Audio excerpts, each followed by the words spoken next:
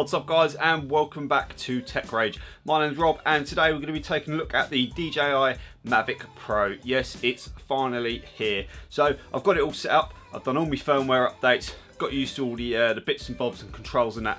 It's a bit more advanced than I thought it was going to be. I've also got the Fly More combo, so we're going to take a quick look at what you get inside there. It's not going to be a full unboxing because there's way too much to cover. We're going to take a quick look at what you get, and then we'll dive into some video shots. Alright guys, so here it is, everything laid out on the table as you receive it if you order the Mavic Pro with the Fly More combo. So essentially in the box you get the main three boxes, which contain the Mavic Pro box here, the Fly More box which contains everything else, and another box for the DJI Mavic bag over there. Like I said, in the main box you will receive obviously the Mavic, which comes with, so you get the shield there for the gimbal, you get a protective rubber case that goes over the top there as well. You don't have to fly with this, but I think they recommend it when you're first getting used to it. Otherwise you can just unclip it and it comes off, and you're going to get a lot better video quality, a lot less glare in the sunlight and things like that. Also you get a little stabilizing sort of protective bit of plastic here that sort of slots in behind the gimbal for when you've got it in transport. So just keep that in mind, keep this little bit of plastic safe, and it will do you the world of favours in the future, just to keep all your equipment all nice and working correctly in the future.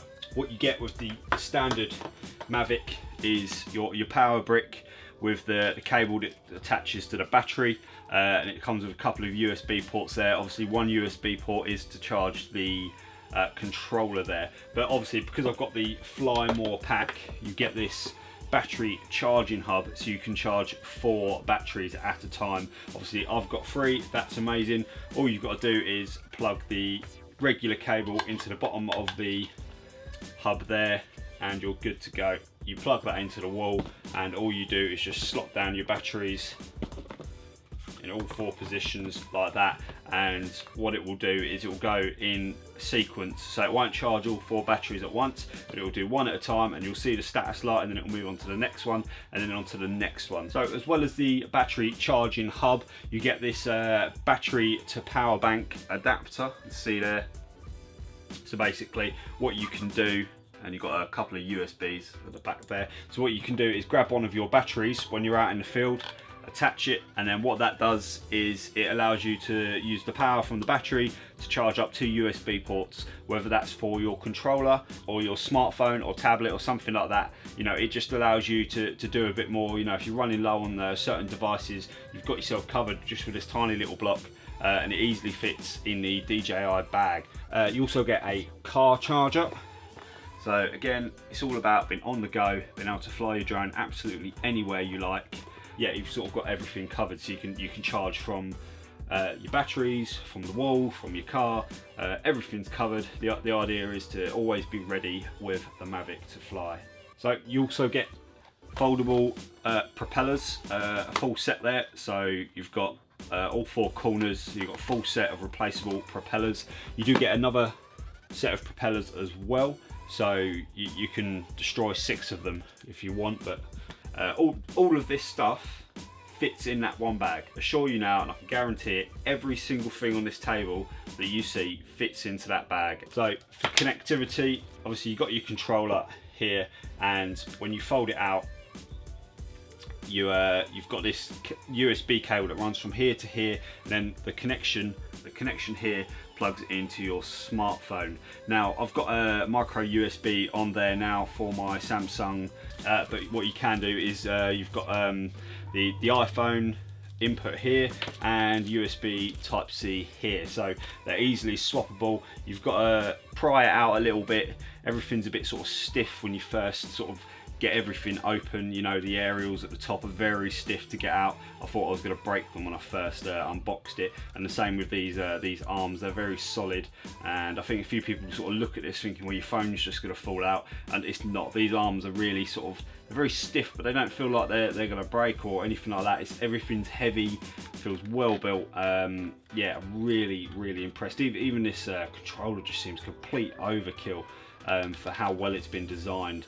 But no, really happy with that as well. And it's just nice that you've got all the bits, all the accessories to adapt to sort of any phone and any sort of peripheral you want to run alongside this as well. If these don't work and you've got, say, a HTC phone, then what you can do is at the bottom is a USB port, so you can put the phone in and you can still get a USB behind the phone itself, run that round and then plug it into wherever the port is. You can see here I've got the Mavic all folded up as you get it, you know, so it's literally about the size of my hand there. It's not very big. Now I thought when I'd get it would be a bit sort of tacky. It just does, it feels really nice. It's sort of a mixture of plastics and metals, and yeah, the design is really, really good. But it's heavy, very heavy. All right, so let's stop talking about all this. It looks great. Let's take it out and see what sort of performance we get.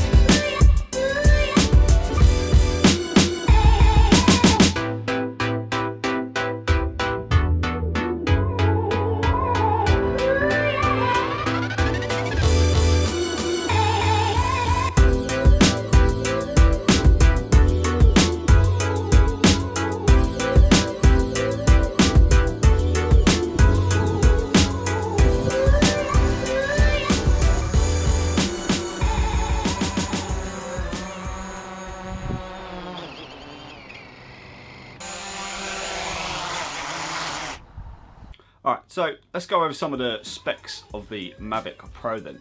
So top speed of this thing is 40 miles an hour, and that's 65 kilometers an hour, obviously depending on whereabouts you are. So they say the maximum flight distance is 8 miles.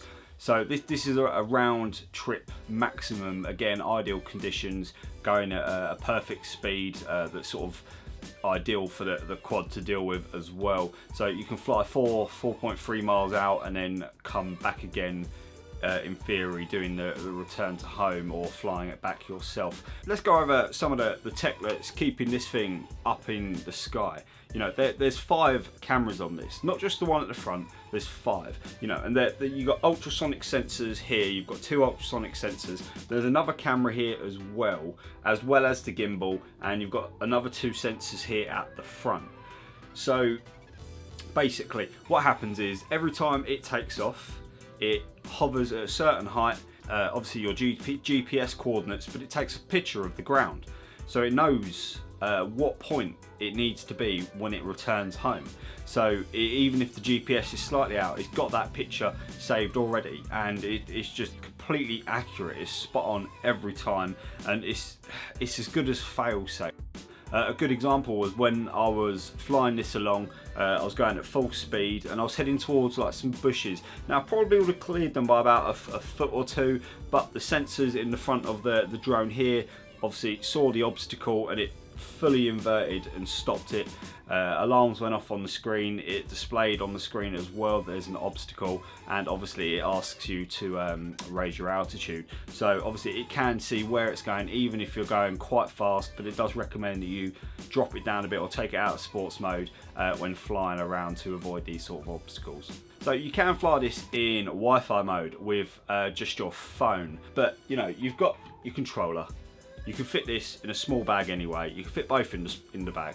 So personally, I wouldn't do it. I don't really see the point. You know, the whole point of the Mavic is to explore, you know, go as far as you can, or, you know, reach certain places that you can't normally get to. Just stick to the controller. You can go miles and miles on that thing, so you know, just play it safe and stick with the equipment that comes with the drone. The drone comes with a 16GB SD card. I'd advise getting either a 32 or a 64. Make sure you get like a class 10 card, get something decent. You know, you want decent footage, you don't want any lag, especially if you're going to be recording in 4K. So as for video footage, the camera on the front, which is attached to the gimbal, will give you 4K at 30 frames a second, and obviously the 1080p, 720p, all at much higher frames per second. So it's down to personal preference, but if you want that 4K footage, it is there, and it does come out really, really crisp. It's not as good as maybe a Phantom, but you can't fit a Phantom in your backpack or even your pocket. So for me, this the footage I've got on this is absolutely amazing. You do need to play about with the settings. Automatic mode is good. You know, it's very good to get started. You know, get used to the drone, get flying about. But if you can master the manual mode with the ISO, shutter speed, and everything else, then you really can get some nice shots out of this. As for stills, it's got a 12 megapixel still camera, but no, some of the still shots come out really well. 743 grams, so you know, not a million miles off 1 kilo. Like I said, for a drone this size, it's quite heavy, but it deals with it so well. It's so stable. It's unreal. Okay, so quickly moving on to the controller. When you first get it, it does seem a little bit stiff when you're pulling up these antennas. They're sort of clicked down, they're held in very much, but you meant to hold them. You're meant to spin them round like that, so they're at an angle like that, if you can see, and that gives you the optimum reception for your drone. It's got a built-in fan as well. You've got ventilation holes at the top here with like a little sort of metal grate covering that. It looks really premium. You've got your turn dials at the top here to scroll through certain settings like your ISO, and then on this side you've got your controls to raise and lower the gimbal on the camera. All the options on the app are not complicated, but you're gonna want to spend a good, I'd say probably half an hour going through everything on the app before you even launch this drone. It's not as straightforward as I thought it might have been, which is a good thing. You know, there's so many more options, there's so many more fail safes. The variety of things that you can do with this drone is amazing. It's gone beyond what I expected from it, if I'm honest with you. Also, on the top of the controller, you've got your record button to record video and a snapshot button there to take your still pictures with. The feedback that you get on the actual screen of the controller, it's not overkill, but you've got absolutely everything on there you'd ever need feedback on. So again, I'm not going to go into details in this video. This is a first impressions overview of the Mavic and the controller, and yeah, there's so much more to learn. Okay, so how did I find the Mavic? Well, I took it out. It's a really windy day. It's cloudy, it's miserable, it's Britain. Simple as that. Unfortunately, and around here, a lot of farmers have a lot of guns, so I was very wary in where I took it. So I decided to take it over to the golf course, have a little look around, have a little play. Again, I didn't want to push it too far. I didn't want to take it around areas that I didn't really know about. And again, because of the wind, I didn't want to travel out too far to maybe a city or something to get like them sort of cinematic shots. And again, I kept everything in automatic mode just to start with.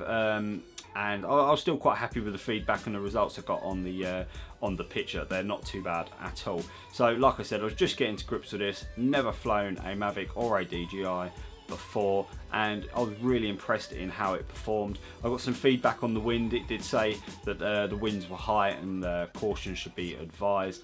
Yeah, I cut the trip short a touch just in case. You know, I didn't want to risk taking out such an expensive drone and then to see it hover across the golf course and then ditch itself in a lake or something.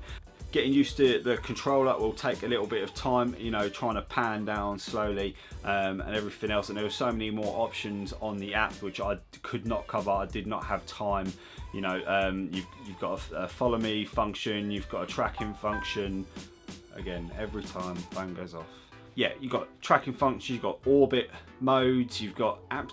There's so much stuff on there, and they're updating this all the time. DJI have got a reputation. They know what they're doing, and it really does show with this DJI Mavic. I'm so impressed with it. I'm money well spent. Happy I got the Fly More kit. I think that's a must-have, an absolute must-have. Okay, so thank you for watching my absolutely terrible footage.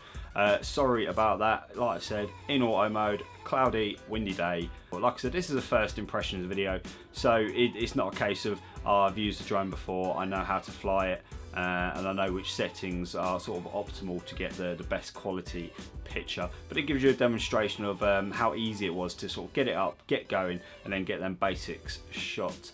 Okay, so as for price, I think it's about the same. It's about 1,000 US and it's 1,000 UK, just for the drone itself, obviously with the controller. But if you want the Fly More kit, like what I got, it's just over 1,300, again, US and UK. All links will be in the description below, so take a look for the latest prices. But I would recommend getting the Fly More kit. You know, it's definitely more value for money. You're definitely going to want them extra batteries, the chargers, the case, everything. Definitely worth it. And I'd recommend this all day long. I'm going to have so much fun with it. Okay, so thank you for watching TechRage today. Thank you for watching the video. If you liked it, don't forget to hit that thumbs up. And if you haven't subscribed already, please do. Any feedback, leave it down in the comments. Yep, all prices and links to the Mavic Pro will be in the description below. Thanks for watching. See you guys next time.